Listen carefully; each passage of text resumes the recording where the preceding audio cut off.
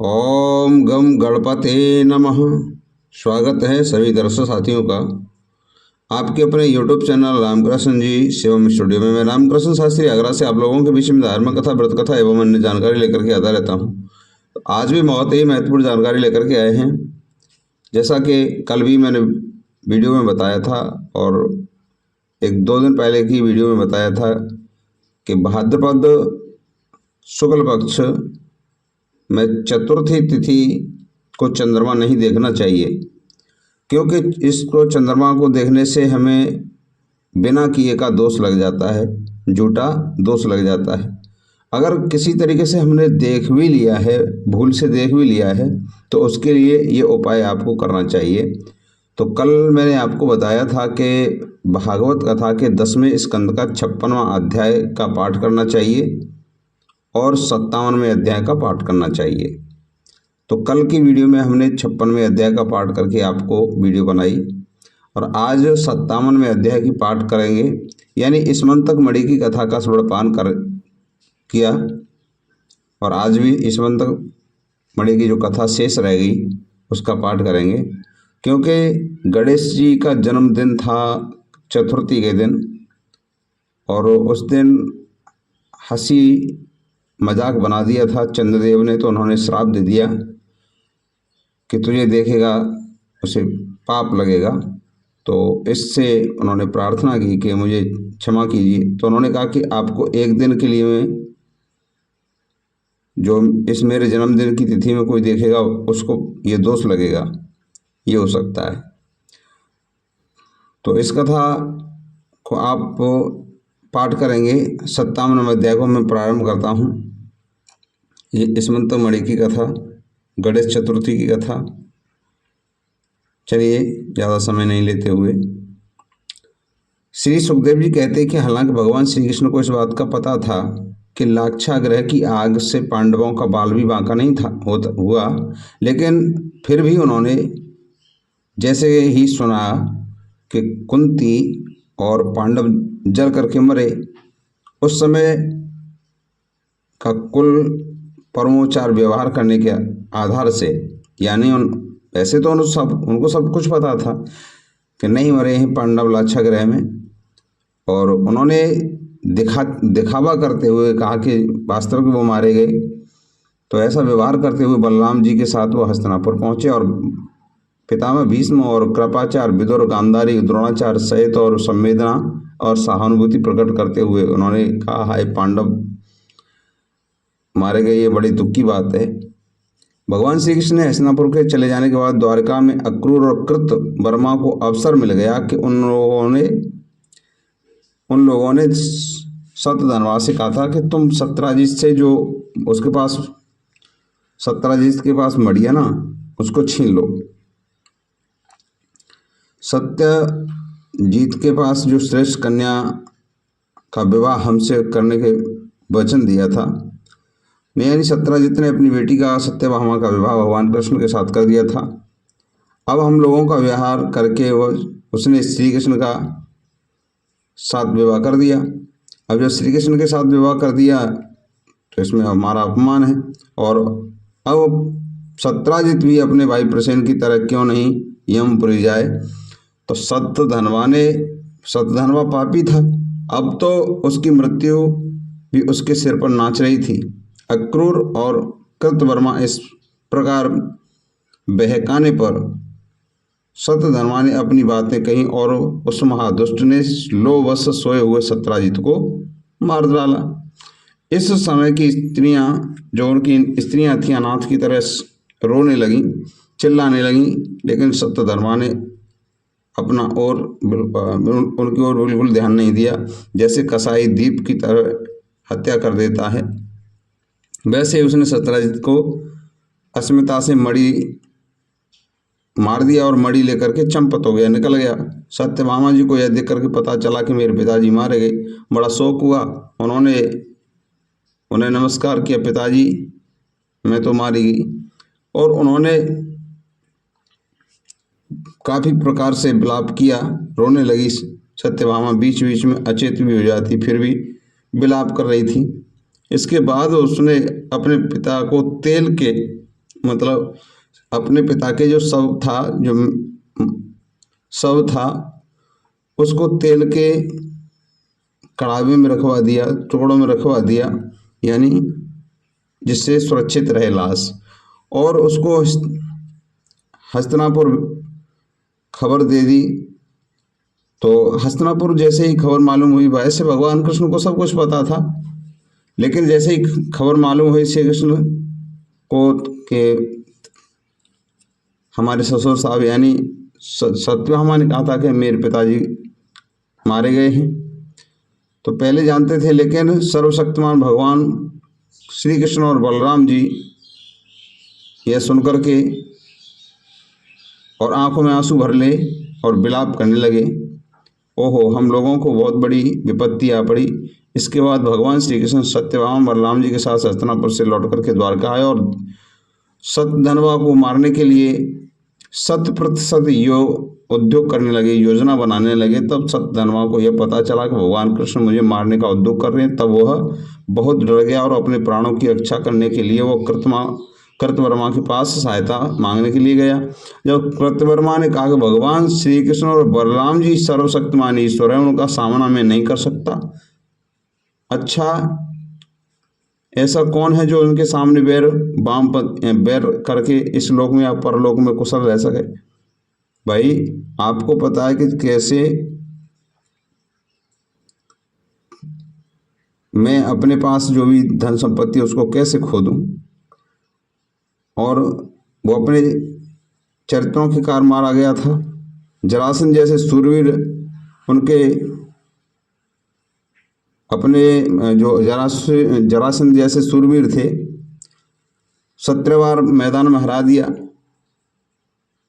बिना रथ के राजधानी लौट गया था। जब कृतवर्मा ने इस प्रकार के उपदेश दिए कि उत्तर दिया कि सत्यधनवा मैं तेरी सहायता नहीं कर सकता, तो सत्यधनवा ने अक्रूर से जाकर के प्रार्थना की, भाई कि ऐसा करो कि मुझे मेरी रक्षा कीजिए, कृष्ण मुझे मारेंगे।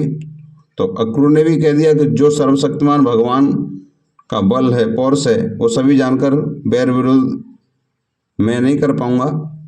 भगवान खेल खेल में ही विश्व की रचना करते हैं और खेल खेल में ही रक्षा करते हैं, खेल खेल में ही संहार करते हैं। जो भी करना चाहते हो वो अपनी माया के मोहित होकर के ब्रह्मा विश्व विधाता वो सब कुछ कर सकते हैं। 7 वर्ष की उम्र में छोटे से बच्चे होकर के भी गिरिराज पर्वत को उखाड़ के उंगली पर धारण कर लिया था। जैसे नन्हे नन्हे बच्चे उठा लेते हैं किसी कठफूले को, यानी कोई बरसाती कठफूला उगाता है, ऐसे उखाड़ लेते हैं, इस तरीके से उन्होंने उसे उखाड़ लिया था। तो मैं भगवान कृष्ण के साथ बैर नहीं कर सकता, ये कोरा उत्तर दे दिया। सत्यधनवा स्तमन तक मणि अपने पास रख, और उस मणि को वहीं छुपा करके वो सत्यधनवा घोड़े पर सवार होकर के वो बड़ी फुर्ती से भागा। परीक्षित जी, भगवान कृष्ण और बलराम जी दोनों उस रथ पर सवार हुए और जिस पर गरुड़ चिन्ह से ध्वजा फहराई गई थी और बड़े तेज से घोड़े जुते हुए थे, उन्होंने अपने ससुर सत्राजित कोटिक वाले यानी मारने वाले सत्यधनवा का पीछा किया। मिथिलापुरी के निकट एक उपवन में सत्यधनवा का घोड़ा गिर गया। जब वह उसने गिर गया तो सब कुछ छोड़ करके पैदल भागने लगा। वो अत्यंत ही बहुत भागा, लेकिन भगवान कृष्ण और भी नाराज हो गए और उन्होंने भी अपना रथ छोड़ दिया और सत्यधनवा के पीछे पैदल ही भागने लगे। भागते भागते तीक्षण तीर के समान भगवान कृष्ण इतनी तेजी से भाग रहे थे कि जैसे हवा के समान भाग रहे थे, और उन्होंने पर तीक्षण एक बाण मारा नहीं, उनके पास जो चक्र था वो चक्र छोड़ दिया। तो स्मन तक जो मणि लेकर के भागा था, स्मन तक मणि तो नहीं थी उसके पास, लेकिन उस सत्यधनवा के पीछे चक्र छोड़ दिया और उसका सर धड़ से अलग कर दिया, मार दिया। अब इस मन तक मणि को खोजने लगे तो मणि उसने कहीं छुपा रखी थी, वो नहीं मिली। भगवान श्री कृष्ण ने बड़े भाई को पास आकर के कहा कि सतधनवा तो मारा गया क्योंकि उसके पास स्मंतक मणि तो नहीं है। बलराम जी कहने लगे इसमें संदेह नहीं है, सतधनवा ने स्मंतक मणि को किसी के पास नहीं रखा है। अब तुम जाओ उसका पता लगाओ और विदेह राजा से मिलना, मैं विदेह राजा से मिलना चाहूँगा क्योंकि बहुत मेरे प्रिय मित्र हैं। परीक्षित जी, इस रहस्य घटना को यदुवंश शिरोमणि बलराम जी मथुरा नगरी में चले गए। जब मथुरा नरेश ने पूजनी बलराम जी पधारे हैं ऐसा देखा तब उनका हृदय से आनंदित होकर के स्वागत किया। उन्होंने अपने आसन से कई प्रकार की पूजा की। इसके बाद बलराम जी कई वर्षों तक मिथिलापुरी में रहे। महात्मा मिथिला नरेश ने उन्हें बड़े प्यार और सम्मान से रखा। इसके बाद धृतराष्ट्र और के पुत्र दुर्योधन ने बलराम जी से गदा युद्ध की शिक्षा ग्रहण की। अपने प्रिय सत्यभामा के प्रिय कार्य को देखकर के भगवान श्री कृष्ण द्वारका लौट आए और यह समाचार सुना के सत्यधनवा को मार डाला, लेकिन स्मंतक मणि उनके पास नहीं मिली। इसके बाद उन्होंने भाई बंधुओं और अपने ससुर शस्त्राजित की वो लौकिक क्रियाएं कराई। अविनाशी मृत प्राणी का परलोक सुधरता है ऐसी क्रिया कराने से। अक्रूर और कृतवर्मा ने सत्यधनवा को सत्याजित के वध के लिए उकसाया था, इसलिए अब उन्होंने सुना कि भगवान श्री कृष्ण ने सत्यधनवा को मार डाला तो अब हम भी नहीं शेष बचेंगे। तब वे अत्यंत शारीरिक रूप से द्वारका से भाग गए। परीक्षित, कुछ लोग ऐसा मानते हैं कि अक्रूर के द्वारका चले जाने से द्वारका वासियों पर बहुत सारे अनिष्ट और कष्ट का सामना करना पड़ा, लेकिन जो कुछ ऐसा कहते हैं कि वह पहले कहीं गई बातें कुछ भूल जाना चाहिए। अच्छा यह है कि भगवान श्री कृष्ण सभी ऋषि मुनि के शरीर में सभी ऋषि मुनि निवास करते हैं और जहाँ भगवान कृष्ण का निवास हो द्वारका में तो वहाँ अपवित्र खड़ा कैसे हो सकता है। उस नगर में बड़े बूढ़े लोग ने कहा कि एक बार काशी नरेश राज्य में वर्षा नहीं हो रही थी और सूखा पड़ गया था। तब उन्होंने अपने राज्य में आए हुए अक्रूर के पिता स्वफल्क को अपनी पुत्री गांडनी ब्याह दी। तब प्रदेश में बारिश हुई। अक्रूर के स्वफल्क के ही पुत्र हैं तो उनका प्रभाव भी ऐसा ही है, इसलिए जहाँ जहाँ अक्रूर रहते हैं वहाँ वहाँ खूब वर्षा होती है। किसी प्रकार का उत्पात और महामारी अपराध नहीं होते। परीक्षित, यह सुनकर के भगवान कृष्ण ने सोचा कि इस दुष्ट का यही कारण नहीं। यह जानकर भी भगवान ने अक्रूर को ढूंढवाया और सामने आकर के बातचीत की। भगवान ने कहा, भव्य स्वागत सत्कार मीठी मीठी प्रेम भरी बातें कहकर के संदेश दिया कि परीक्षित, भगवान सबके चित्त का एक एक संकल्प देख लेते हैं। इसलिए उन्होंने अक्रूर के से कहा कि चाचा जी, आप दान कर धर्म के पालक हैं। इससे पहले बात यह कि सत्यधनवा आपके पास स्मंतक मणि छोड़ गया है जो बड़ी ही प्रकाशमान है और धन देने वाली। आप ही जानते हैं सत्राजित के कोई बेटा नहीं है, इसलिए उनकी एक लड़की है। लड़की के जो पुत्र हुआ है वो उसके नाती के समान है और नाती के समान है तो वही तिलांजलि पिंडदान करेगा। इसका कर्ज चुका दिया जाएगा और जो कुछ भी बचे रहेंगे उनका उत्तराधिकारी होगा। इस प्रकार शास्त्रीय दृष्टि से तथापि स्मंतक मणि हमारे पुत्रों को मिलनी चाहिए। तथापि यह मणि आपके ही पास रहे क्योंकि यह बड़े बुद्धनिष्ठ और पवित्र आत्मा हैं और लेखों के लिए उस मणि को रखना चाहिए। बेहद कठिन है, इसलिए हमारे सामने एक बहुत बड़ी बात यह बताई गई कि हमारे बड़े भाई बलराम जी मणि के संबंध में मेरी बात न पूरा विश्वास नहीं है। अतः भाग्यवान अक्रूर जी, आप मणि हमारे इष्ट मित्र बलराम जी को सत्यभामा जामंती को का संदेह दूर कर जाओ और उस हृदय से भ्रांति का संचार करो। हमें पता है कि ये मणि के प्रताप से आप लगातार ऐसे यज्ञ करते रहते हैं जिसमें सोने की वेदियां होती हैं। परीक्षित जी, जब भगवान श्री कृष्ण ने इस प्रकार की सांत्वना दी तो उन्हें समझाया बुझाया। तब अक्रूर जी ने वस्त्र में लिपटी हुई सूर्य के समान प्रकाशमान मणि प्रकट की और भगवान श्री कृष्ण को दे दी।